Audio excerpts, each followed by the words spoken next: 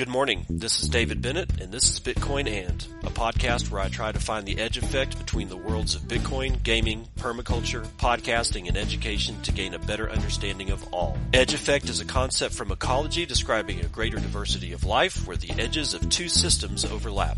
While species from either system can be found at the edge, it is important to note there are species in the overlap that exist in neither system, and that is what I seek to uncover. So join me in discovering the variety of things being created as Bitcoin rubs up against other systems.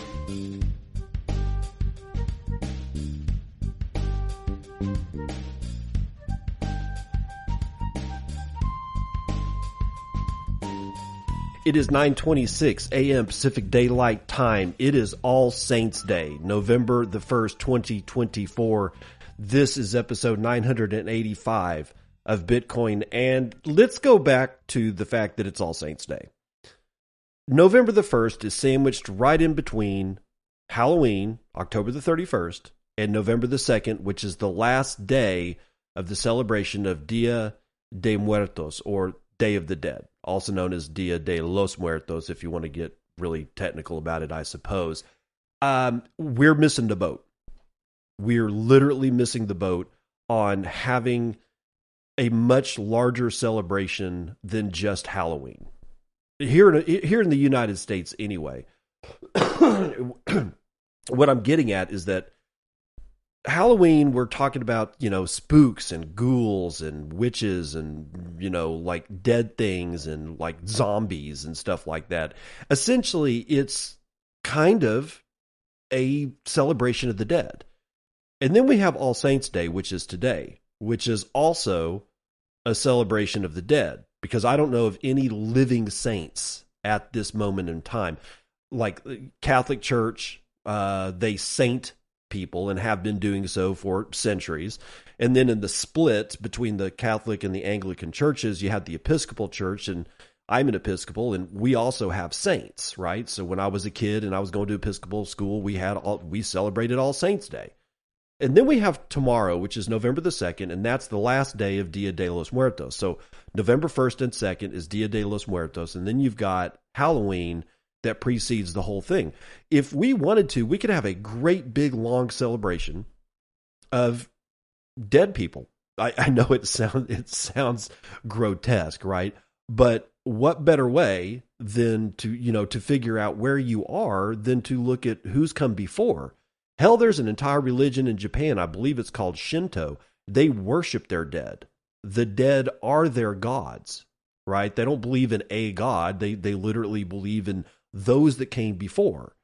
You see a lot of that stuff in Native American cultures too.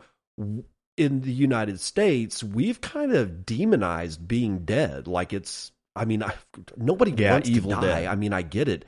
But I don't necessarily think that we should be thinking that death is a terrible thing, a bad thing. It's that's like, for me, that would be like me being sad and like heartbroken and crushed every single time somebody that I loved walked through a door. In my life, they're going to come back through that door, but we don't see death that way. And I think we probably should. And the reason I'm going off on this is because of the white paper.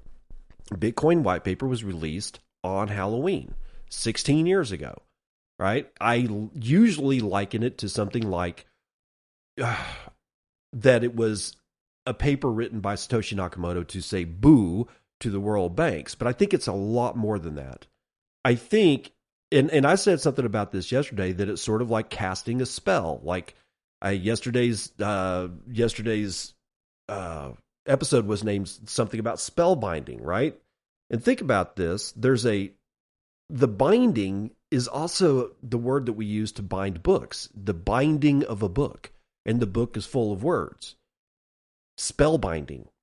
There's a lot about this that I think that we're missing. We've been so, I don't know, candied in the United States that we just refuse to see anything deeper than just surface things. If anybody even looks like they're going to get spiritual, we laugh at them. If anybody looks like they're going to go get philosophical, we say things like, oh, well, tell us how you really feel, right? We're not allowed to actually explore anything of depth anymore at all. So that's why I don't give a shit. So I'll say it. I kind of think that paper was a spell. I think that paper had spelling in it for the actual words used, but I also think that there's a grammar involved, and that grammar is part of the actual spell casting. And I know, I get it. It's like, oh, tell us how lunatic you really are. That's okay. I don't give a shit. I don't mind examining this stuff. I really don't. What if that paper is an actual spell? And the fact that it came on Halloween, and I'm talking about 3 days straight in the Catholic religion, because, Dia de los Muertos isn't really Catholic, but it is Latin American in nature. Specifically, I believe it emanated out of Mexico, which is a huge Catholic country. Right? It's involved. Catholicism here is involved. Christianity is involved in this, no matter how you slice it. We got 3 days of celebrating the dead. And I think that paper it isn't just saying boo. It isn't just casting a spell. It was a marker along the path of humanity that is basically expressing the fact that certain things are going to die. And what do I mean by that? I mean the economies of the world as they stand right now cannot survive, and we all know it. That means all the institutions involved with it are also going to die. Many of the governments that are associated with their economies, which is what all of them, are most likely going to die. Some will survive. Most of them will die. That paper is a marker that we're entering a graveyard where the graves are just now being dug. It is a sea change. Everything changed with the drop of that paper, and it just so happened that paper dropped on Halloween. I don't think we're attributing enough weight to the timing of that paper. I think that was on purpose. I think it is a marker stone, and I think it does inscribe a spell of death upon the evil that actually plagues this planet. But I'm just going off on a rant there, and what I really need to do is get into the news, and we're going to start right here with the latest fake Satoshi is the fake Bitcoin creator that we all need. Pete Rizzo, Bitcoin Magazine, is writing this one. Yeah, about this dude I talked about yesterday. But let's see what Pete has to say. A press release circulating yesterday proved yet again that there is nothing the mainstream media loves more than some crazy nut claiming to have created Bitcoin. In honor of White Paper Day, the latest event billed as the unveiling of the legal identity of Satoshi Nakamoto attracted a who's who of the press, including the BBC, who were caught up in the Craig Wright scandal in 2016. Even that burn did not stop their reporters from interviewing the latest man who's claiming without evidence that he created Bitcoin. This time, though, our fake Satoshi is Stephen Malla. No, it's not the first time Malla has pulled this stunt. He sued crypto exchange Coinbase all the way back in 2021, claiming that they stole his company name from him, at the time saying that Satoshi Nakamoto was his pseudonym and true identity. Long story short, the claim was so outlandish that there's even an online investigation company that uses Malla as a way to advertise the effectiveness of their software. You can follow the thread of the BBC's reporting for the highlights. They're full of his inane statements as well as complaints from the reporters about what they had to sit through, including the, quote, increasingly easy to fake screenshots that he showed. Quote, I created the Bitcoin technology, but I am not happy with it, Malla said. I have evidence of all of that, but I am here to make the statement, end quote. Malla pledged to reveal the true details at some later date, of course some later date, finally showing the event for what it was, an announcement of a fake announcement. Still, after all the hoopla over HBO's documentary, which went to extraordinary lengths to fake a convincing Satoshi reveal earlier this month, I have to say, Malla is somehow refreshing. This is really the way all Satoshi Nakamoto reveals should be. Total sideshows, devoid of any reasonable intrigue. Hopefully, if we get enough of these, we'll convince the media to end its fruitless search for Satoshi's true identity. After all, as Bitcoin Mechanic says, isn't that all he ever asked of us? All right, so Pete is missing something about the media ending its search for Satoshi Nakamoto. It will never end. It's never going to end. Why? A lot of the people that are in the media, like especially for places like BBC, some of them are still hardcore investigative journalists. They're going to want the challenge. It has nothing to do with whether or not they are going to increase the happiness of humanity by finally finding out who the hell invented Bitcoin and actually revealing and actually proving that that person is in fact the guy or gal that wrote the actual software. No. No, this has nothing to do with humanity. It has nothing to do with like any kind of utility. This is pure ego bullshit. It is the ego of investigative journalists who refuse to believe that somebody finally outsmarted everybody. And honestly, it's not that I can't say that I don't blame them. It's that I can see it being something of a challenge. Like, holy shit, this is holy grail level stuff for an investigative journalist. That's why this is never going to end. And as long as their egos are in place, there is always going to be some Yahoo out there who senses the fact that that ego is still in place and understands that they are going to get their 15 minutes of fame simply by claiming that they are Satoshi Nakamoto. They will have every journalist in the world that wants to do this interviewing them. They will get airtime. They will get screen time. They will have articles written about them. I had no idea who Stephen Muller was until frickin' yesterday. And now I know, I even know how to spell his last name. Mollah. It's ridiculous, but we're stuck with it, so get used to it. All right, that was just a warm-up, because what I want to do is go over John Carvalho's Pubky core. It's probably pronounced Pubky, but it is not actually spelled that way. It's spelled Pubky, all one word, but I'm going to use the term Pubky while I'm reading this just to make it a little bit easier. So who's John Carvalho? He's been working on all manner of stuff for years. He's an OG Bitcoiner. He's been in the space for freaking ever. If you're on Nostr and you just saw his post yesterday about Pubky, he put out a whole bunch of slides from a presentation that he gave. Understand that he's not new. He is old school. He is OG as well. He is OG AF. Let's just put it that way. He's a smart guy. He's been developing things for a long, long time. And he had been working on decentralized digital identities. He started doing that at least a year, if not 2 full years, before we had Nostr. Right? So what I'm going to, this Pubky thing is sort of John's vision of what we have in Nostr, but different. And it's important that it's different. I'm not going to make the claim that it's better than Nostr. I'm also not going to make any claims that Pubky sucks. This is just what it is, and I think it's important for us to understand what it is that John Carvalho has in mind. If you also want to know what his Twitter handle is, you might recognize him by the handle Bitcoin Error Log, right? He's been around forever. He's not new. So let's talk about the vision of Pubky.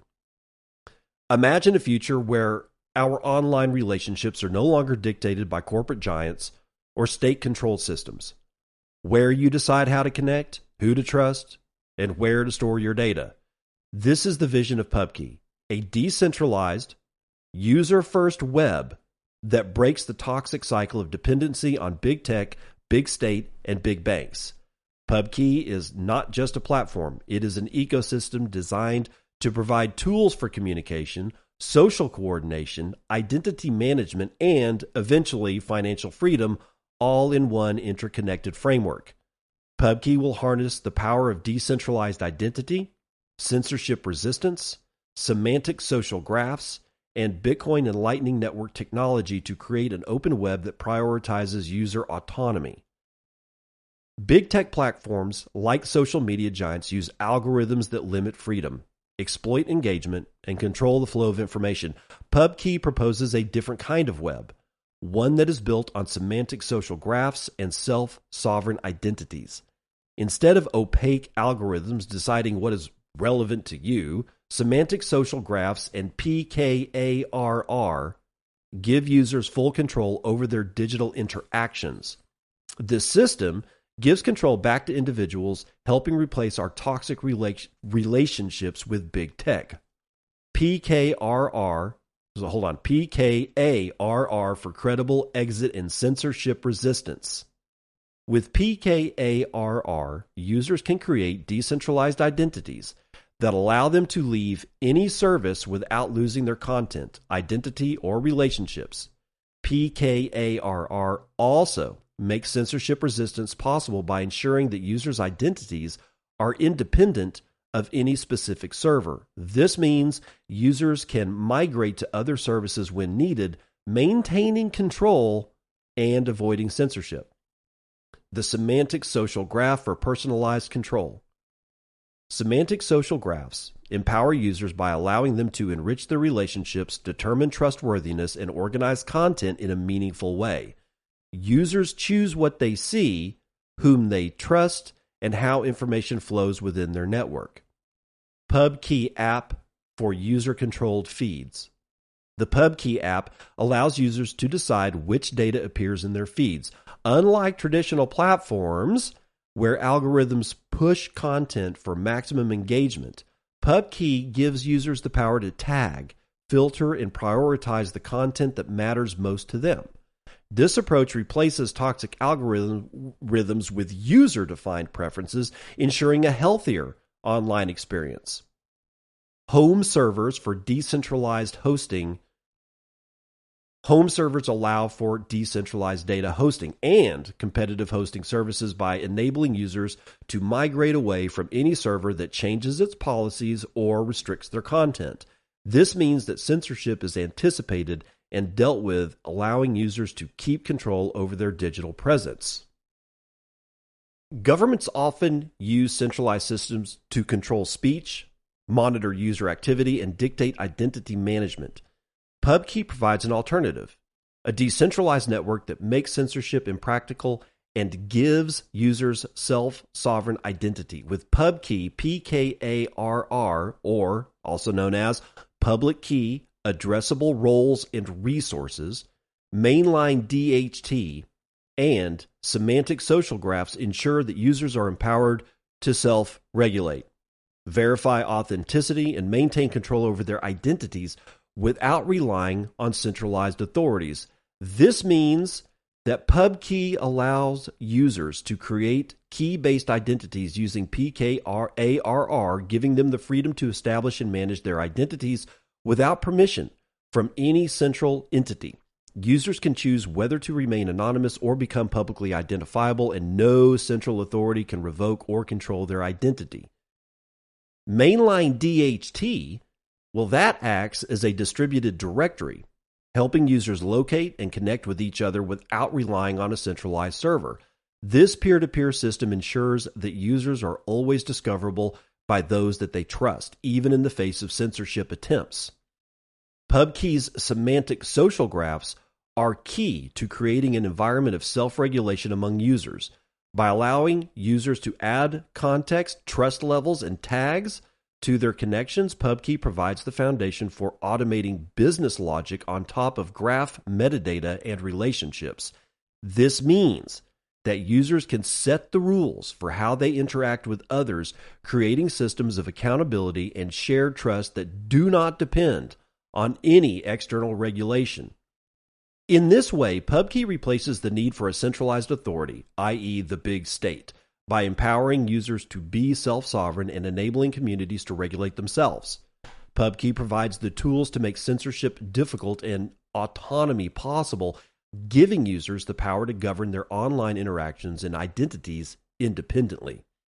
Beyond communication and social interaction, Synonym also seeks to empower individuals financially. I'm going to pause there because I just introduced a brand new word, synonym. Synonym. Synonym is the name of what John Carvalho or Bitcoin Error Log had been working on. I need to get a hold of John. I'm trying to figure out exactly what the shift to Pubky is, because Synonym was seeking to do a lot of this. So I don't know if it was just a name rebranding or what, but Synonym was a system that John had been working on, and I presume that the core of Synonym has been brought over into this Pubky that we're talking about. But that's what Synonym was. In my mind, the way that I'm thinking about it is it's the predecessor to what John Carvalho's talking about now. So I just wanted to make that clear. So let's do this again.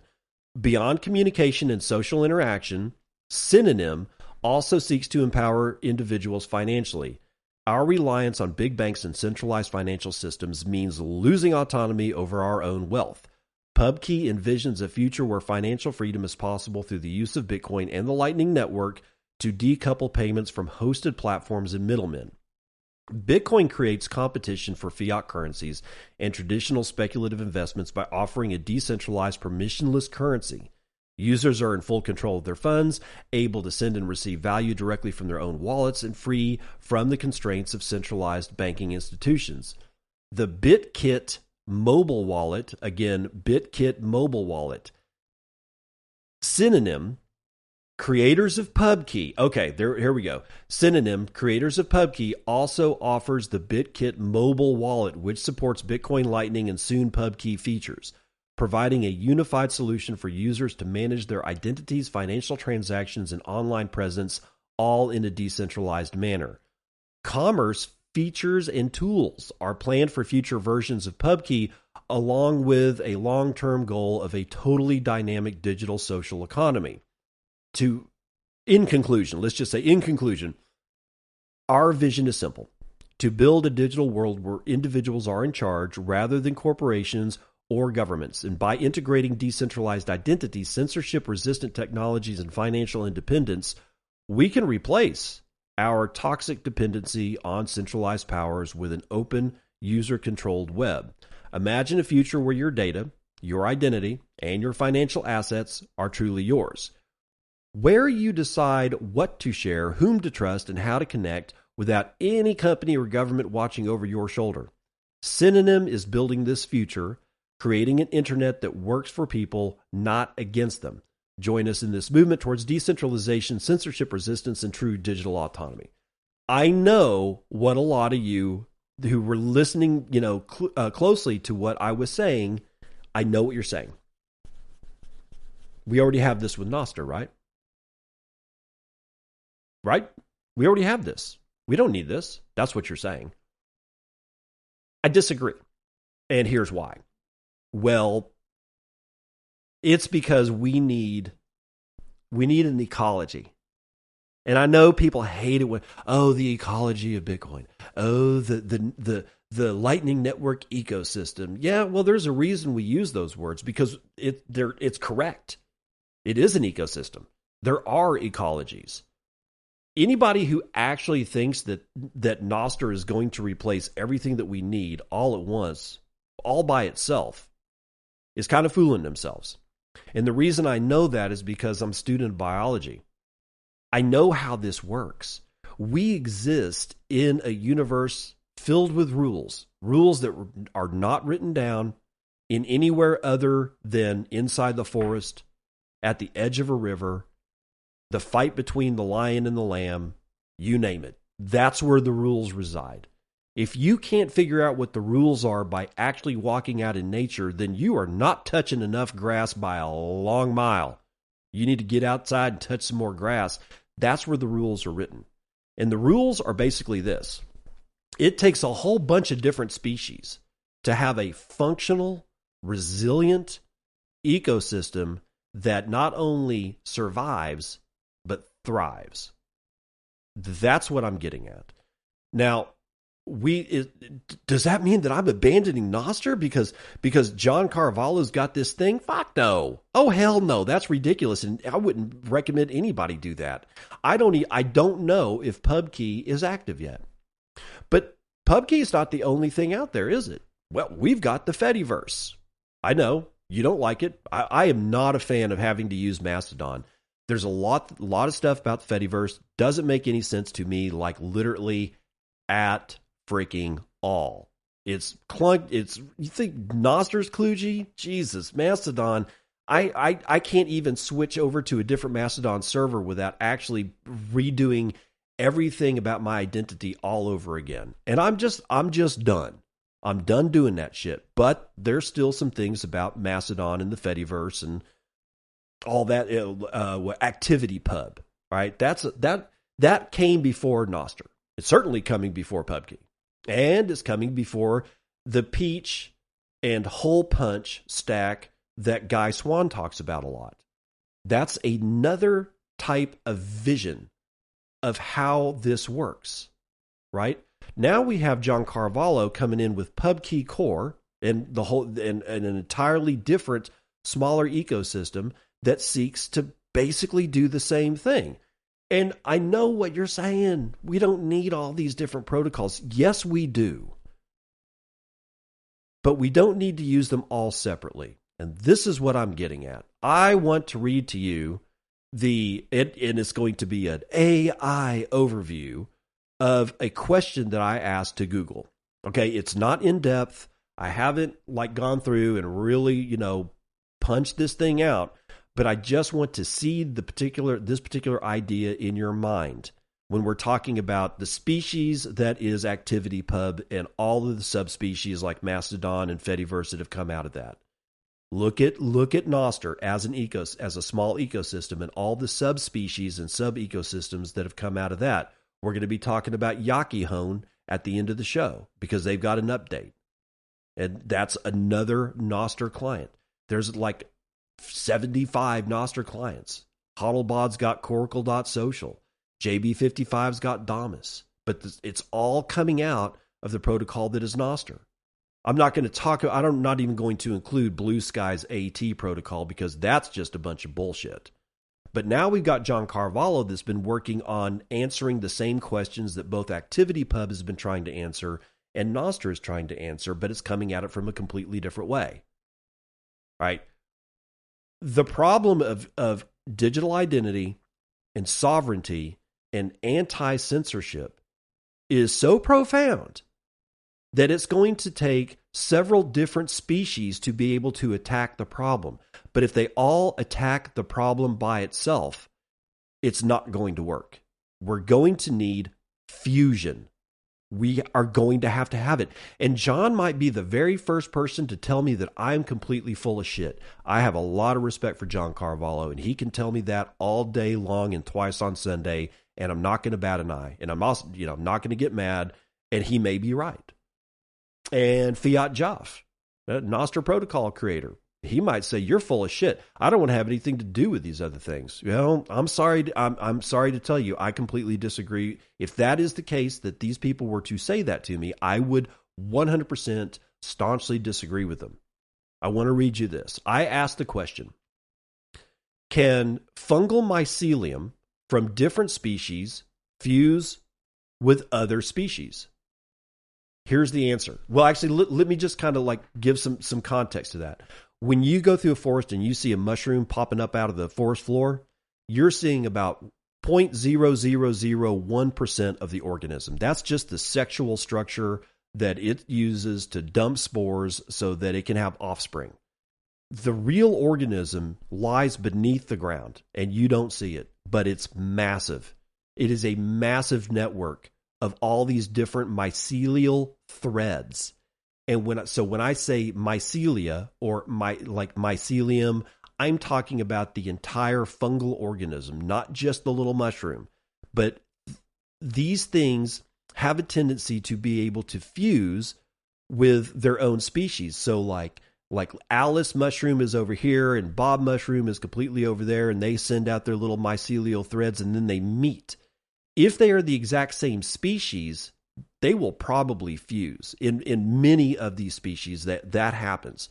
Now you have an interconnected web of two massive networks that are able to now share information. But the problem is that, or the question becomes, do they have to be the exact same species? And the answer is no.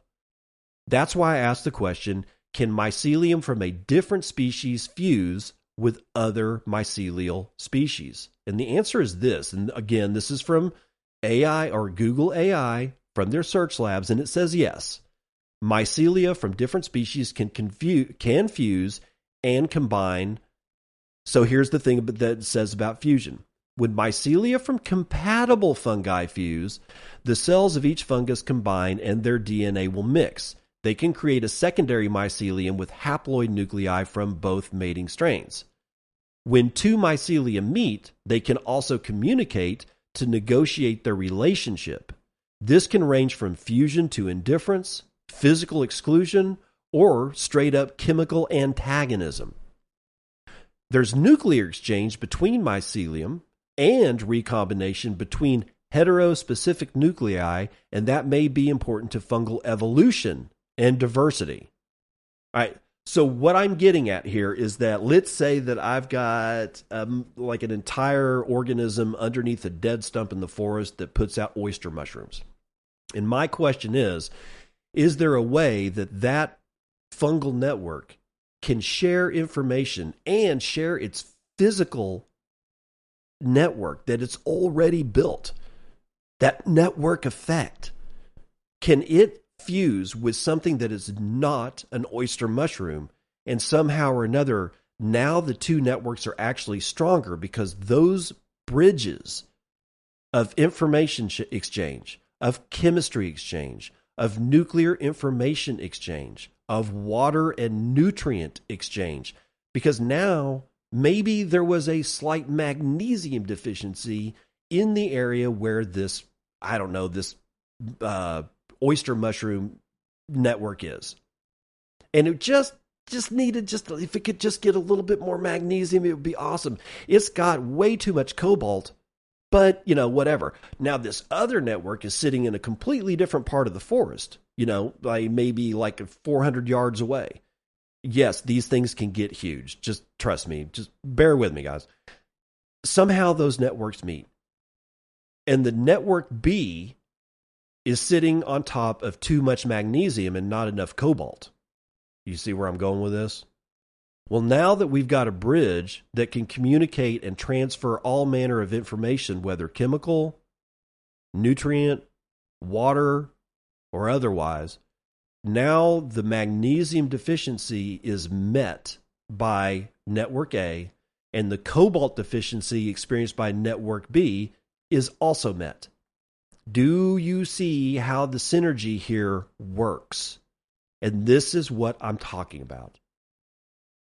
If we need to not only strive to build particular protocols and their network so that their network effects become huge, we need a way that all of the particular networks can share information together.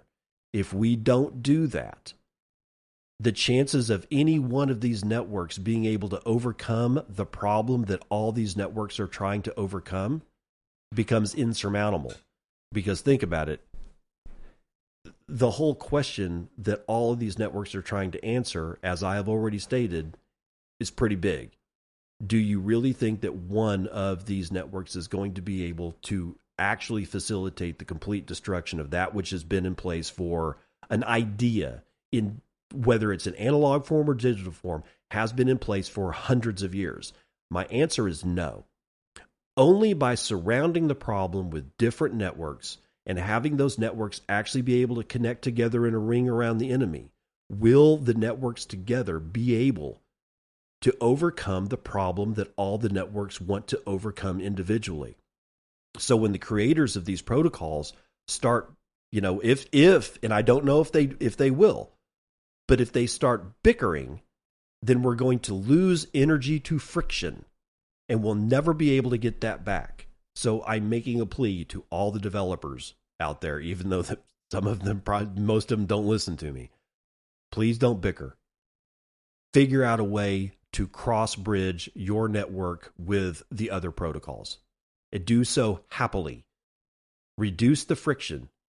We'll have a really good chance of winning this, I promise.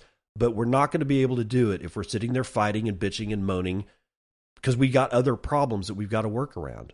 You know, I saw a massive, massive red spike down in the price of Bitcoin this morning. I wonder why. Could it be that the United States added a mere 12,000 jobs after it was expected that 113,000 were going to be added? And we'll get into that. We've got a major problem on our hands when it comes to those hoping that rates at the Federal Reserve are going to be lowered. This is not good news for that, and that's probably what is circumscribing this particular spike to the downside that I saw 7 o'clock this morning, my time. CoinDesk, James Van Straten and Stephen Alfer are writing, just days ahead of the presidential election and Federal Reserve policy meeting. The government reported a marked weakening in the labor market last month, though it's unclear to what extent storms in the southeast affected that data. The United States added a mere 12,000 jobs in October, according to the non-farm payrolls report, which is well shy of the economist's forecast of 113,000. September's job gain of 254,000 was also revised down, as usual, to 223,000. October's unemployment rate was 4.1 versus 4.1 expected, and the 4.1 in September. So the unemployment hasn't changed, yet we've revised down last month's numbers, and we woefully came in nowhere close to what was expected for October. Right? This does not bode well. In addition to September's downward revision, August originally reported 159,000 job gain. Yeah, that was revised lower to 78,000. Under pressure for the last day or so, perhaps thanks to the reduced chances of a victory next Tuesday for Donald Trump, the price of Bitcoin was volatile, but still remaining in the $70,000 area in the minutes following the report. Bitcoin earlier in the week had rallied strongly, but was turned back from a challenge at the new record high above 73,700 on both Tuesday and Wednesday. The Bureau of Labor Statistics added a note to the report saying that it was not possible to quantify the effect of the recent storms on the payroll data. Prior to Friday morning's data, market participants were overwhelmingly expected the Fed to trim its benchmark Fed funds rate another 25 basis points at its policy meeting next week. Checking other report details show a bit more strength than the headline print. Hourly average earnings grew 0.4%, and then they've got some other numbers, but we're already done here. Because the jobs report is basically screaming that inflation is not under control. That's one of the things that it's screaming. It's screaming about a lot of stuff, but it's basically screaming that the Fed hasn't fixed inflation. So the Fed very well may not cut by another 25 basis points their Fed fund rate. And that means that people are going to have a risk-off appetite as far as risky investments. And I don't like looking at Bitcoin as an investment, but I don't get to tell people how to think. This is how retail investors think, right? So I'm just saying, I think that the reason we saw this major red candle, it was an hourly candle, and it's a huge candle. It's one of those depressing candles, right? I believe that it was because of the jobs report. I mean, 12,000 added, and they were expecting 113. That's not good. And by the way, let's just make sure that we understand this. September, that job report with 254,000 revised down to 222,000. And then September, the downward revision, in September's downward revision, you got August. Well, that was 159,000 job gain, but that was revised down to 78,000. I've said this before, you can't trust these numbers. Every time you hear a number, I don't know, even if I trust the 12,000 number, but it'd be weird if they revised that one down, although they may revise it up, but it's not going to help. The point here is that the Fed is probably not going to cut rates. Not at this meeting. I would not expect them to. If they did, it would almost be a bad. I think it would be a bad move. I mean, this whole economy is on fire anyway, so I guess it really doesn't matter. But I think that that's what's going on. That's why we saw this red candle to the downside. It was the jobs report. I hate it that we are so connected with the very legacy financial system that we're trying to depose. But clearly, we've got a long way to go. Let's run the numbers.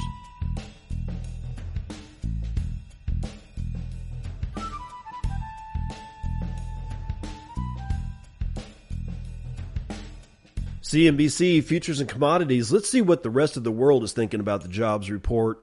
Oil is up a mere 1% to $69.97. Brent North Sea is up a point, 73.53. Natural gas going the opposite direction, 1.77 to the downside, and gasoline is up 0.68% to $1.98 a gallon. Gold is doing okay. It's up a fifth of a point today to $2,753. Silver is down a fifth of a point. Platinum is up a third of a point. Copper is up 2/3, and platinum is basically running sideways.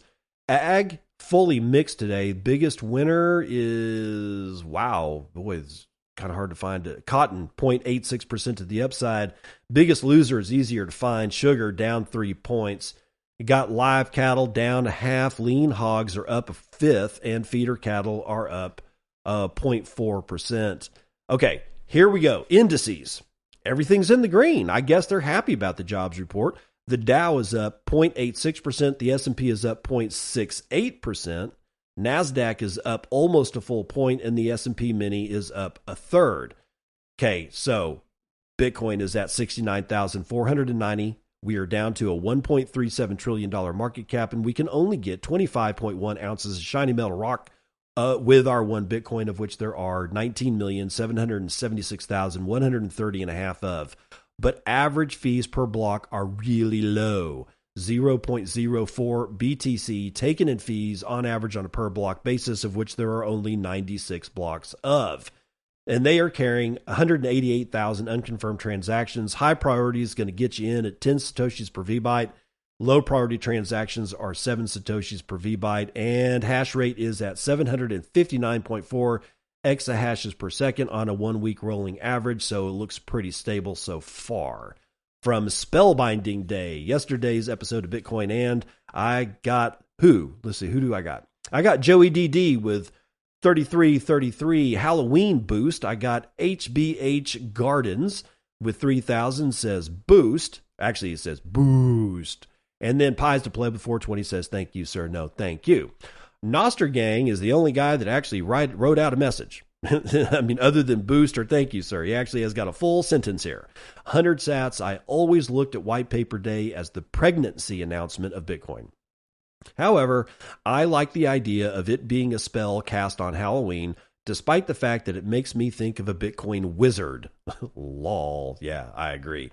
And that's all I got. Hey, guys, this show lives and breathes and dies on boostograms, donations, and like this segment is really short simply because you guys aren't putting anything in there. And I'm like, I need stuff to read. Write about your own baby announcement. If you getting married, I'll put it on the air, man. I will announce it. I'll even tell people where it is if you want. You got a Bitcoin meetup? Let me know. I will throw it out there. But the boostogram is the value for value method that I use to make sure that I can continue to bring this show to you. So take me up on it, man. I mean, if you can't throw me Satoshis, then promote the show. 5-star review on Apple Podcast still always makes a lot of sense. It always helps. It does it every single time somebody does that. So if you ain't got the sats, but you do got some time, promote the show, and I will say that that's the weather report. God damn, that was a bad transition.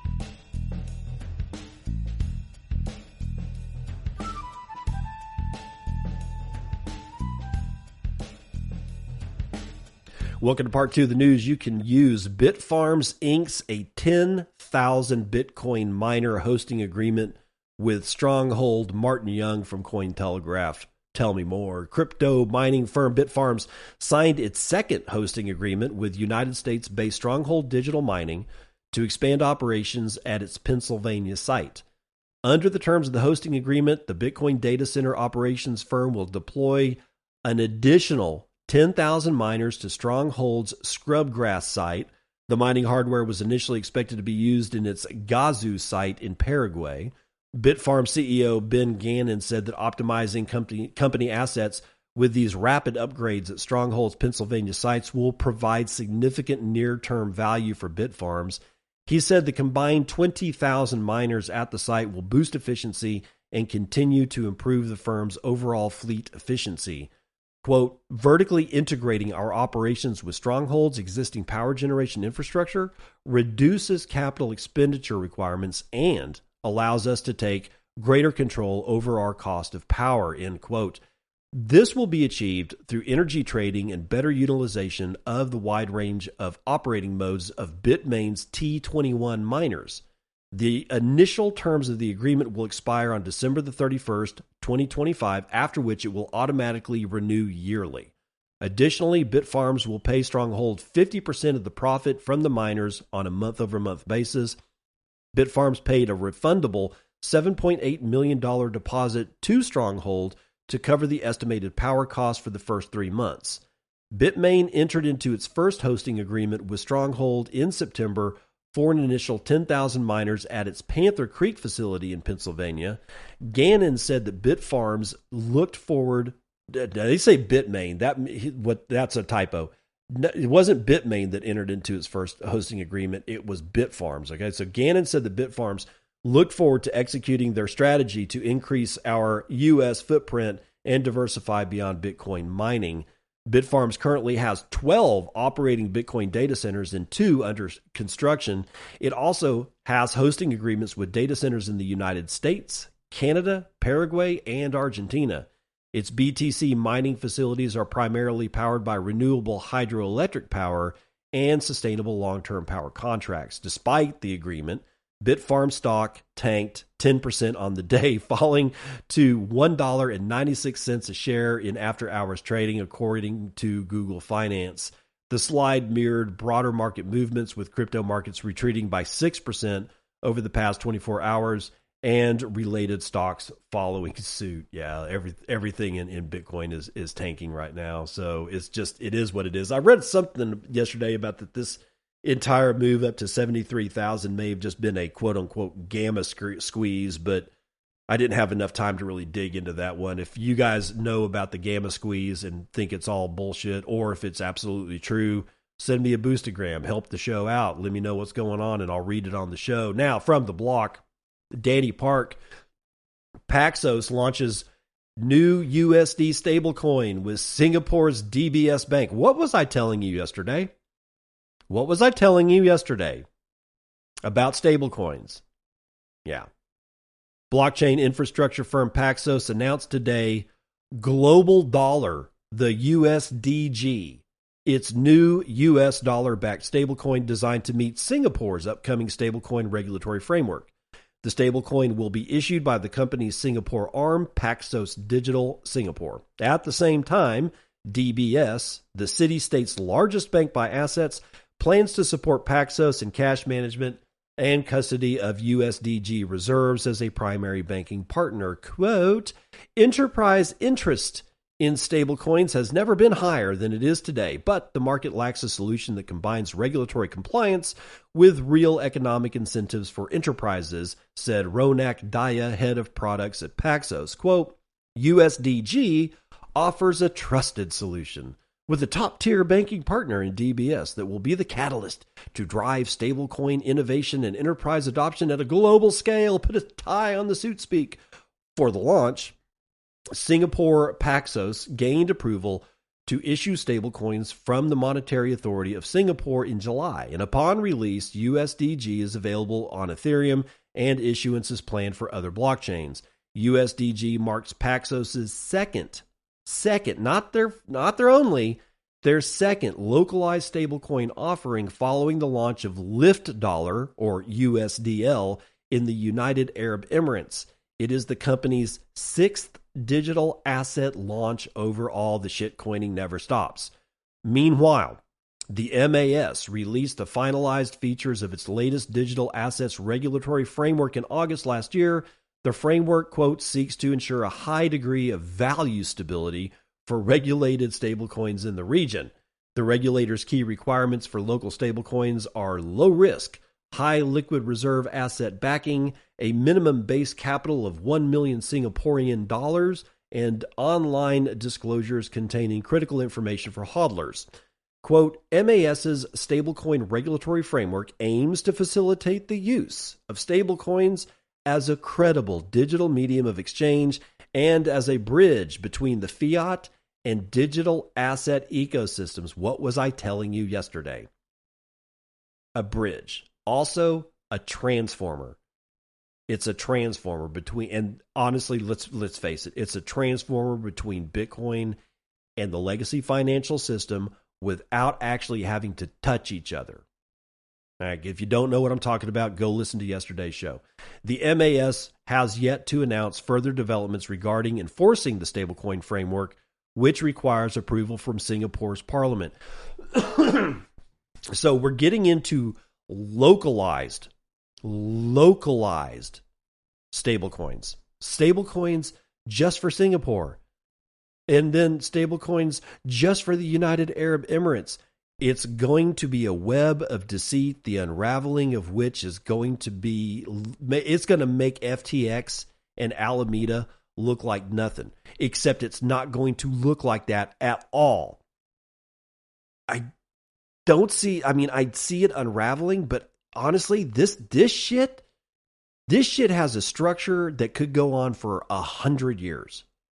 So I don't see it unraveling anytime soon, but I guarantee you the seeds of deceit and destruction are being woven directly into these stablecoin matrices. Local? Really? Am I going to have one for Lubbock, Texas? Is there going to be a stablecoin for Lubbock, Texas? Is it going to be a Lubbock, Texas local bank that does it? You know, is it like up here, one of the nearest towns to me is Moscow, Idaho. Is Moscow, Idaho Bank going to back a Moscow, Idaho stablecoin? Because chances are good you're going to see shit just like that. It's going to actually probably funnel down, not just at the country scale. Like, let's take the United States. The United States stablecoin, USDS, United States dollar stablecoin. Let's call it that, the USDS.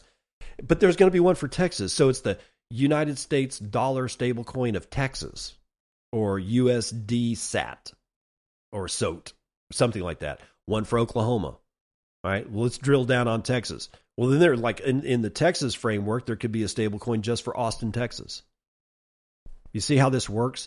This is one of the reasons why this stablecoin mess is going to turn into the next iteration of alt season. You know, the whole Scambrian explosion of altcoins and shitcoins. It's never going to end because the human species is just greedy AF. Now, let's do this one. U.S. Bitcoin ETFs amass over half of gold's holdings in its very first year. In fact, just 10 months.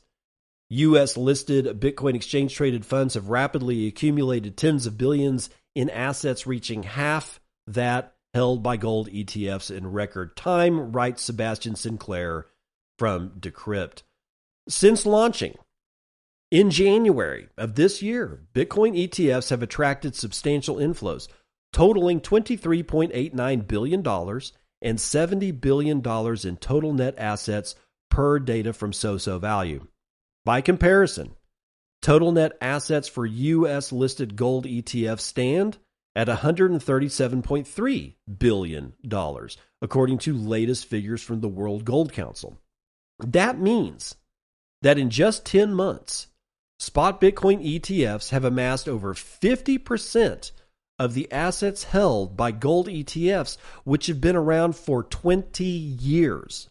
Nate Garachi, president of the ETF store, tweeted on Thursday, the rapid adoption of Bitcoin ETFs reflects the quickening of mainstream interest in digital assets, according to some, with recent daily inflows ranging from anywhere from 192 million to $893 million.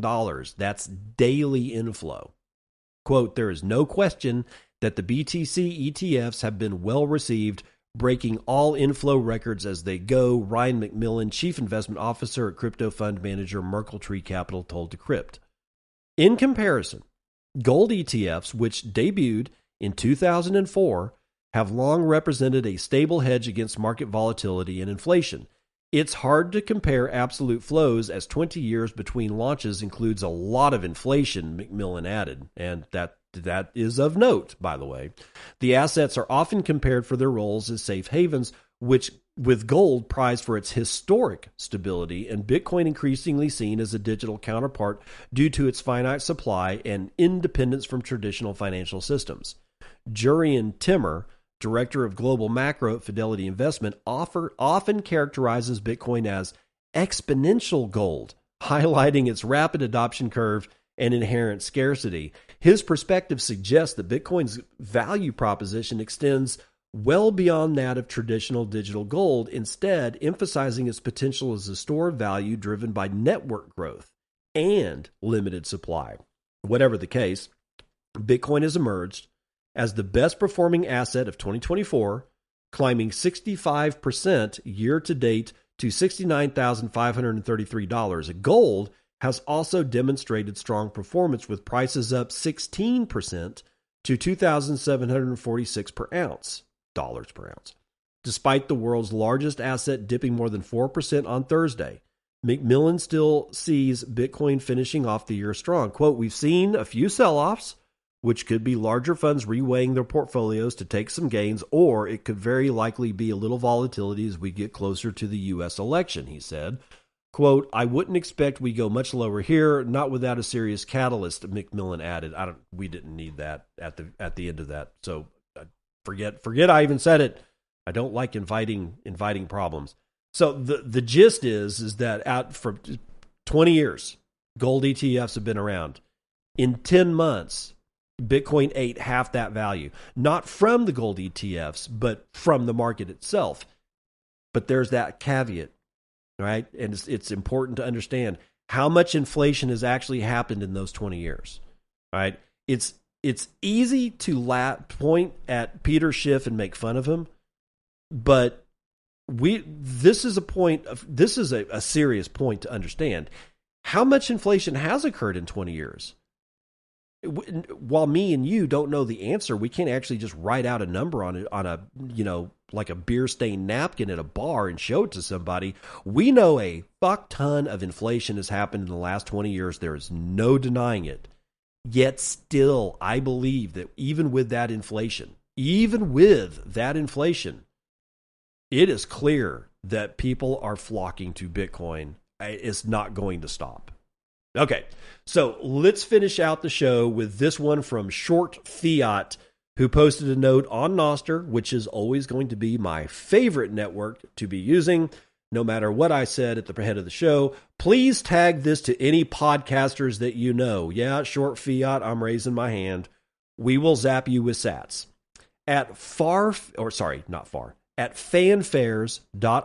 That's fanfares, FANFARES, like, fanfare, fanfares.io. We are a small team of 4 people building a Nostr client. We are creating the ability for podcasters to put specific items of content behind Bitcoin Lightning paywalls. This can work well for premium content of the type that might be put on Patreon or a Substack subscription. Listeners can use Bitcoin Lightning as a currency to buy an episode by using zaps on Nostr. Payments for individual items of content without the need to be doxed makes it much easier to support a creator. So I've got fanfares.io. It's live. It's up. It's here. And I'm looking at it. It does ingest my GetAlby. GetAlby is a browser extension that I use to manage my key pairs. It also acts as a functional Lightning wallet. There's a lot of stuff to GetAlby. If you're not using GetAlby, please go check it out. It answers a lot of problems all at the same time, and it's damn near seamless. I barely even notice that it's working anymore. Not that it doesn't work, it does. That's the beauty of it, is that I don't notice that it's working. It just does work all the freaking time. So I'm over here at fanfares.io, and it recognizes who I am. It's ingested my public and private key pair that's being managed by GetAlby, and I can go over to recent podcasts. I can go over to the Nostr universe, which is basically looks to me like a standard Nostr client. I can go to earn sats, and let's see, earn sats for feedback. Oh yeah, we aim to perfect fanfares to be intuitive and easy. For constructive feedback that genuinely adds value to the application, we are willing to pay our customers 10,000 sats as a reward for identifying problems. Nice. Okay. But there's a button down here at the bottom left that says upload podcast, and it gives me a nice little pop-up and allows me to upload a cover image, which is a JPEG or a PNG with a 1-to-1 size ratio. And then I have a place for a title. I have a place for a description. And then there's a box where I can upload the audio file. And then there's some parameters. Oh, I can give it my Alby address. So it gives me, I can put in my Alby wallet address so that the unlock cost, which is also down here under parameters, will be sent. If somebody wants to unlock content that I upload to fanfares.io, it will go directly to my wallet. And I do not know if fanfares.io takes a percentage or some kind of cut of that. I hope they do, because everybody needs to feed their babies. The point that I'm making here is that this can be used as a paywall for certain podcast episodes. Like, let's say that I did a special episode that I'm not going to actually put out on my regular feed. I wanted to do something different, altogether completely different. I don't know, like let's say interview a chef. It has nothing to do with Bitcoin.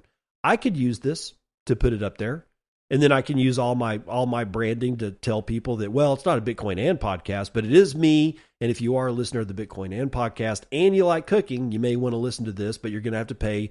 And I set up like a 10,000 Satoshi paywall. You go to it and say, you know what? I'm gonna go ahead and pay 10,000 Satoshis for that. Hey, this is great, man. Just use your Lightning wallet. Boom, it's done. I get the money. You get the content. All because of fanfares.io. Please understand that fanfares.io is not the only people that are working on this. And again, this goes right back to good. I'm glad that there's 50 people trying to solve the same problem using 50 different approaches, and I hope they all win. And I hope that all of those approaches start talking to each other, because every time that if you can figure out the enemy's location, and you can not only put an armed force in front of that location, but you have enough of an armed force to flank that position at least once, you've got a good shot. You've got a good shot at possibly being able to not die. But if you've got enough friends that they can maybe take the other flank of that enemy, well, then all of a sudden you're halfway around that enemy. And if somebody who also hates your enemy is coming from the backside, well, you've got an enemy surrounded. One network cannot do that. And the reason is math. If I were to drop a spore of a mushroom onto an agar plate, which is like a plate that holds growth medium, and I put it right in the center of the agar plate, it is going to just spread out in every single direction from its point of origin. That means that it cannot really surround anything. It's not built that way. It's not like I drop a spore from a mushroom in the center of a plate and somehow or another it just rings the outside of the plate. It doesn't do that. All it's trying to do is get nutrient, and it's going to get it everywhere. The math doesn't work. But if I have a known enemy in the center of the plate, like a piece of wood that I just hate for some reason, and I drop not one, not two, not three, not four, but maybe 6 or more spores in a ring around that piece of wood in that same agar plate, if I come back, all 6 networks are going to be attacking that problem at once. And if they are compatible species, they'll be able to fuse their networks together and share resources around their enemy without actually giving up any of their resources to the enemy. We need all this. We need hole punch. We need ActivityPub. We certainly need nostr. I think we need Pubky. John Carvalho's outfit. I think we all need to be working together. We really do. I'm just going to say that one more time. We really need that all together. Now, let's get into Yakihonne. I promised I would bring it to you. Yakihonne, I don't know how to pronounce it. Yakihonne. Yakihonne? Yakihonne? I don't know, but it's version 2.0. It's been re-engineered at its core, and the redesign and the Lightning wallet has also been redesigned as well. At least it appears. Yakihonne is a nostr web and mobile client for exploring nostr short form as well as long form content. If you're just on Damus, you're probably not actually connected to relays giving you long form content, and Damus will cut that off. Like it'll have it where you have to click and say see more. Different clients display different things in different ways, and we need all of them. Quote, announcing Yakihonne 2.0, simpler, faster, and built for creators. This update introduces a complete platform redesign featuring an easier onboarding flow and the ability to create or add multiple Lightning wallets. A new content layout and navigation improvement is included, and the new and improved platform also includes a re-engineered core for better performance and outbox model support. Quote, our re-engineered core now supports the outbox model with extensive functionality. Furthermore, thanks to Pablo F7Z, we now have seamless data fetching, caching, and full support of the nostr development kit implementation. So what's new? Well, there's a complete redesign. Start with a Lightning wallet. This update brings the ability to easily create a Lightning wallet with one's nostr keys to experience zapping. The wallet setup has been simplified, and users can now add multiple Nostr Wallet Connect wallets. NWC, or Nostr Wallet Connect, was developed by the guys at, you guessed it, GetAlby. If you're not using GetAlby, I honestly, why? Go try it at least. There are home and discover sections now. The discover now focuses on rich formats like long-form content, videos, and curated works. Home offers a social feed with short notes and curated content. There's a dashboard, and it now allows you to manage all published and drafted content, check stats, and pick up right where you left off. There's notifications like reactions, reposts, mentions, zaps, comments, and follows now all appear in clear, categorized cards. Settings have been completely revamped for simplicity and now includes profile customization options, appearance and relay settings, as well as wallet management. Then there's the enhanced performance. The re-engineered core offers the outbox model support and extensive functionality, enabling seamless data fetching and caching alongside full support for the NDK implementation. And I am over here on Yakihonne right now, and it is nice looking. It's really smooth. I'm having a really good time with it. It's got great placement of like where things that you'd expect to be are where that's where they're at. Like it's no nonsense. It runs really smooth. It's got some nice features. Go to Yakihonne, Yakihonne or Yakihonne, whatever you want to pronounce it, .com. That's yakihonne.com. Go check out their new build over at yakihonne.com. That's it. That is it for the week, man. 5 straight shows this week. Wow. And it's been one hell of a week, too. Next week is going to suck because of the U.S. elections. Not that the U.S. elections hasn't already rankled a lot of feathers, but man, I'm so ready for this to be over. At this point, I kind of don't care who wins. I just want it over. Although I will say this.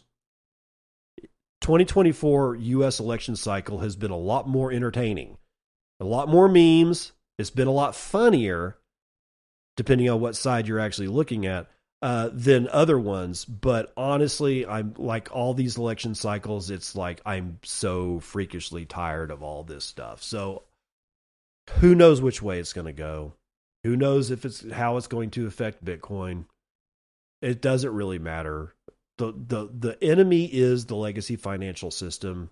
Its network of banks, its network of central banks, its network of non-governmental organizations, its network of government organizations, and their friends from other countries. It's all needs to burn down.